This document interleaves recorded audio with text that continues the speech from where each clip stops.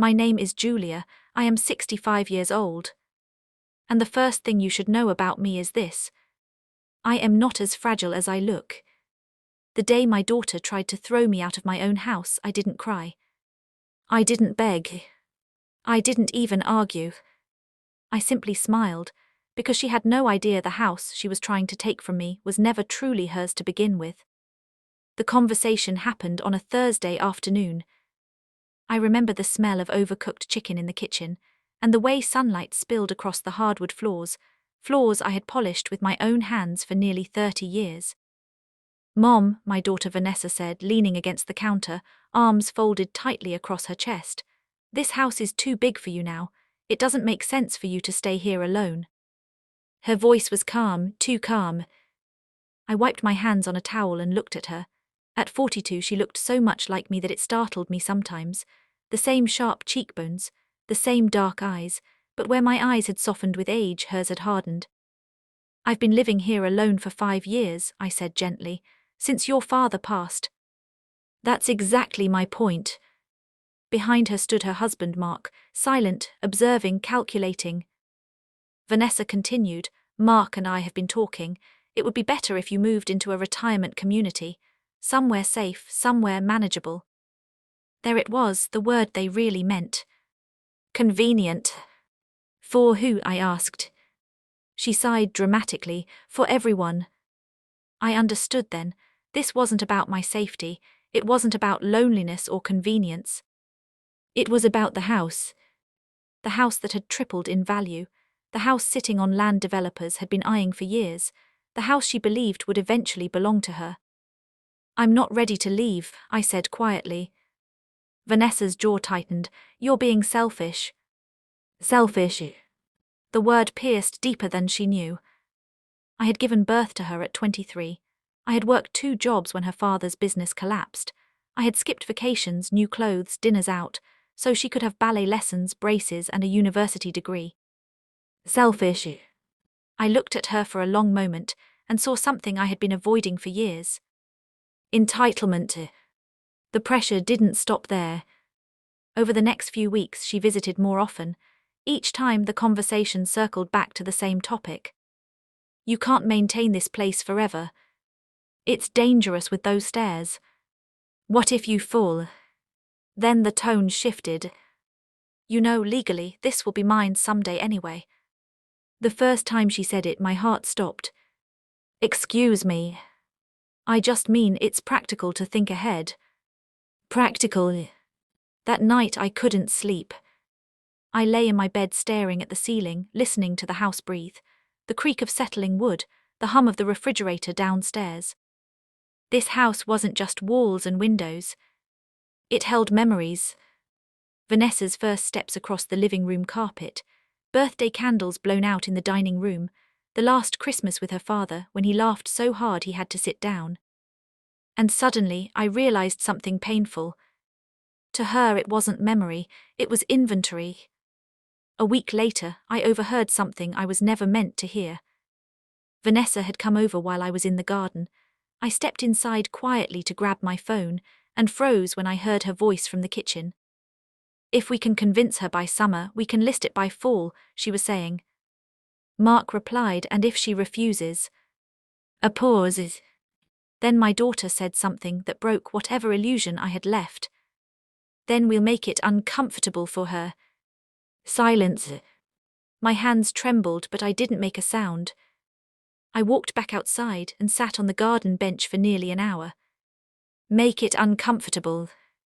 This was my child. The little girl who used to crawl into my bed during thunderstorms. And now she was strategizing how to push me out of my own home. That was the moment something inside me shifted. I wasn't angry. I was awake.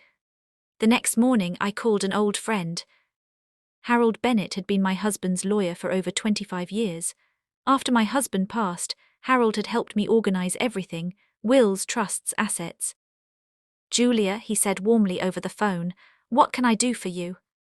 "I need to review the property documents," I told him. There was a pause. "Is everything all right?" "Oh, everything is perfectly fine," I said.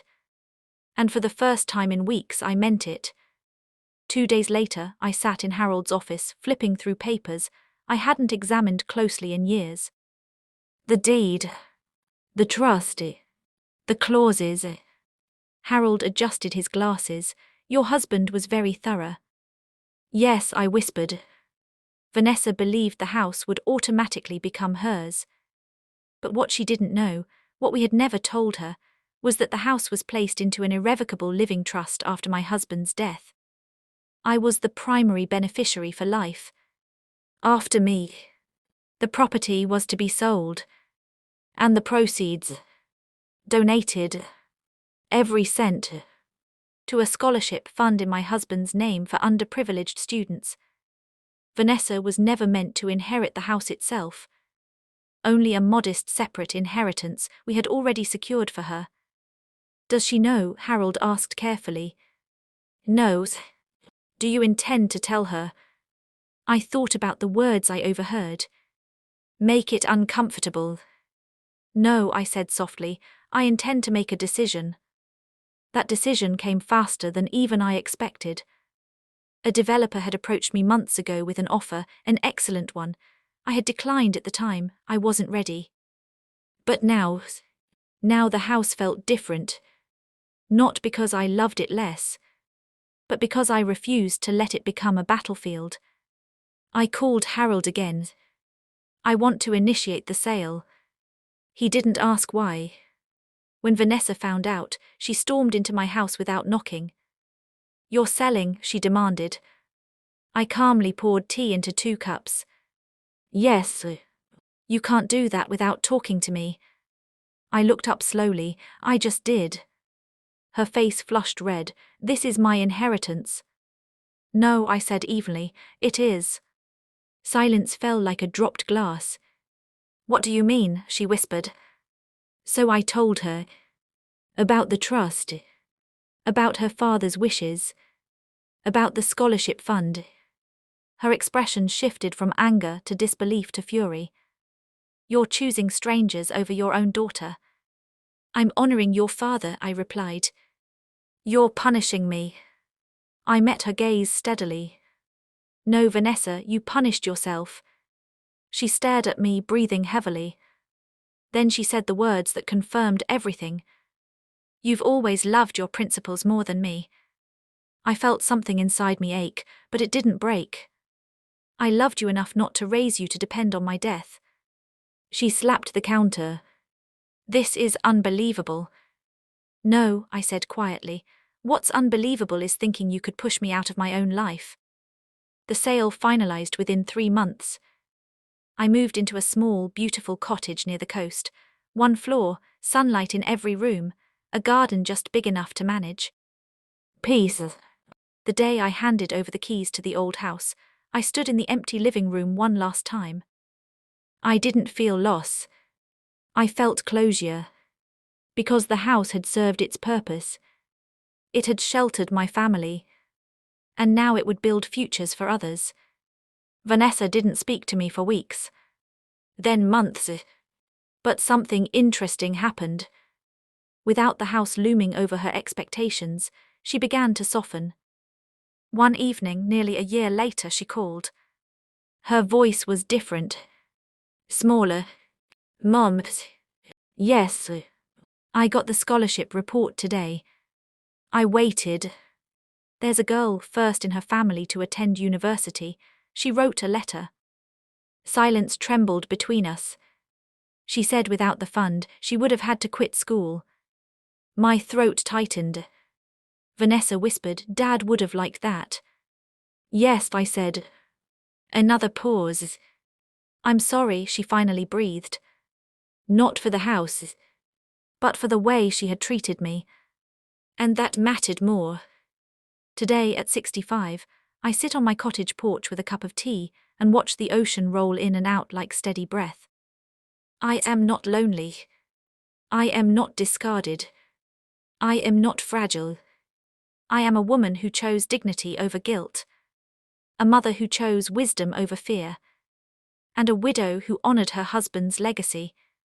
My daughter visits now, not for property discussions, not for negotiations, but for dinner, for conversation, for time. And that is worth more than any house,